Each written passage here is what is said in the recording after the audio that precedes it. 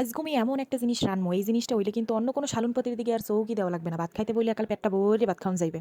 মাছ, গোস্ত, ডিম, শাক-পাতা খাইতে, খাইতে যেকালে এককালে একঘেয়ামিতে চলে আইবে, এইকালে এইরকম শালুন রাইন্দে খাইবেন। আজকে মুই সয়াবিন রানমো। এই সয়াবিন মুই আজকে ডিম দিয়ে রানমো। হেইয়ের পিনে কিন্তু মুই ডিম কয়টারে একালে হিজেই হুজেই লইছিলাম। এখন একটু কেচি, কেচি লমু। একালে প্রত্যেকটা ডিম একালে ভালো মতো এপার ওপার একাল জম্মের মতো কেচি, কেচি লমু। আবার সাবধান কেচতে যাই যেন একালে কুসুম-মুসুম বাইরেই না যায়। একুল দিয়ে তো মুই গরম পানির মধ্যে সয়াবিন দিরে ঢাইলিয়ে দিছি। এইয়াও একালে মুই সেদ্ধ করি লমু। হেইয়ের পিনে হিজেই লইতেই কিন্তু মুই সয়াবিন দিরে ঢালিয়ে লইছি। তা ২৭ মিনিট হিজেমু, হিজানের পরেই কিন্তু মুই হেই একালে উড়ই হেলামু, পানি জেরি হেলামু।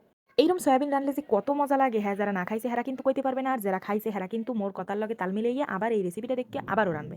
একজনে এক রকম সয়াবিন রান্ধে, তাই মুইও কিন্তু বিভিন্ন রকমের রান্ধি, তাই মুই একটু আজকে এই রকমের ট্রাই করে দেখতে আসলাম, যদিও এই জিনিসটা মোর দ্বারা খুবই ভালো লাগে। হেইয়ার পর তো মুই একালে ভালো মতো ধুইয়া লইয়া এরপর একাল পানি পুনি সিপ্রেই সুপ্রেই হালাই দিতে আসলাম। সয়াবিন তো একাল ফুললে উঠছেলে, হেইয়ার পিনে মুই সিপ্রেই পানি দিয়ে হালাই দিছি। একুল দিয়ে তো এক পাইলের মধ্যে তেল দিয়ে লইছিলাম, হেইয়ার মধ্যে একটুখানি নুন আর একটু হলদির গুঁড়ি লইছিলাম। এখন মুই এই ডিম কয়টারে একটু ভাজা ভাজা দিমু।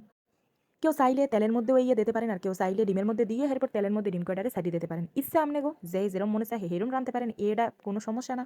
হেইয়ার পর যেই ডিমটা একালে কতক্ষণ হইতে ভাজা ভাজা দিছি, এপার ওপার একাল ডিমের ভালো মতো দাগ লাগিয়ে গেছে। হেইয়ার পর কিন্তু মুই এই একালে তুললি হালাম, একাল বেবাক ডিম কয়টা মুই ছড়াই লইতে আসালাম। এখন এর মধ্যে সোয়াবিন কয়টারও বাজিয়ে লইতে আসালাম।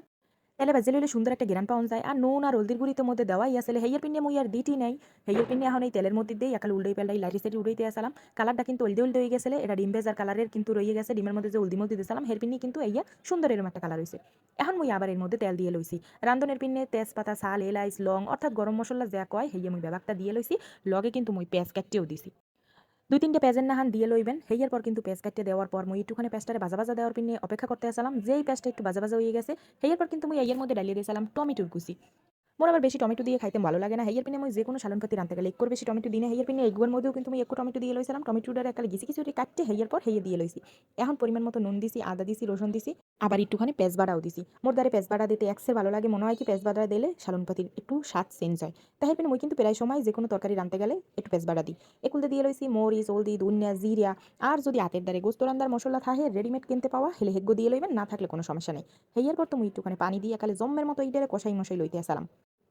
যেকোনো শালনপতি রানতে গেলে কষানির উপরেই কিন্তু শালনপতির মজা নির্ভর করে। হেই পিনে মুই একাল ভালো মতো কষাইয়া সোয়াবিন ডিরে ডালিয়ে দিয়ে আবার একটুখানি পানি দিয়ে কষাই লইতে আসালাম। একুল থেকেই কষানিয়া মশানিয়া প্রায় শেষ হয়ে আইছে। হেইয়ার পর চিন্তা করছি যে এখন ডিম কয়টা দিয়েও লাড়িয়ে উড়মু। তো এখন যেহেতু পানি এর মধ্যে দিয়ে একালে হুবাই গেছে, হেইয়ার পিনে কিন্তু আবার একটুখানি পানি দিয়ে লইছি। এখন একালে ডিম কয়টা আর সোয়াবিন একালে ভালো মতো আবার একটুখানি সময় কষামু। এরপর মুই কিন্তু একটু একটু করে পানি দিতে আসালাম, আর কিন্তু বেবাক গরম পানি। যেকোনো শালনপতি রানতে গেলে যদি কেউ গরম পানি ব্যবহার করতে পারে হেলে কিন্তু তরকারিটা খুব সহজেই হিজে যাইবে, অল্প জালেই কিন্তু শালনপাতি হইয়ে যাইবে। আর যদি কেউ না দিতে পারে হেলেও কোনো সমস্যা হইবে না। তো যাই হোক দেওয়াটা ভালো।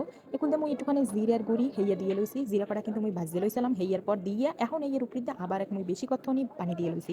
যেটু পানি লাগবে হেটু মই কিন্তু মুই দিয়ে লইছি। আর একেবারে পরিমাণ মতো মৌ দিয়ে লইছিলাম। হেইয়ার পর মুই ডাকিয়ে দিছি। রান্নাটা প্রায় শেষ হয়ে গেছে। হেইয়ার পিনে কিন্তু মুই একটুখানি গরম মশলার গুঁড়ি উপরে দিয়ে ছিটাই দিয়ে চুলাটা বন্ধ করে হেলাইছি। রেসিপিটা ভালো লাগলে অবশ্যই বাসায় ট্রাই করবেন। আজকে আর কোনো পেঁচাল টেচাল ফুটবো না। আজকের মতো টাটা, আল্লাহ হাফেজ।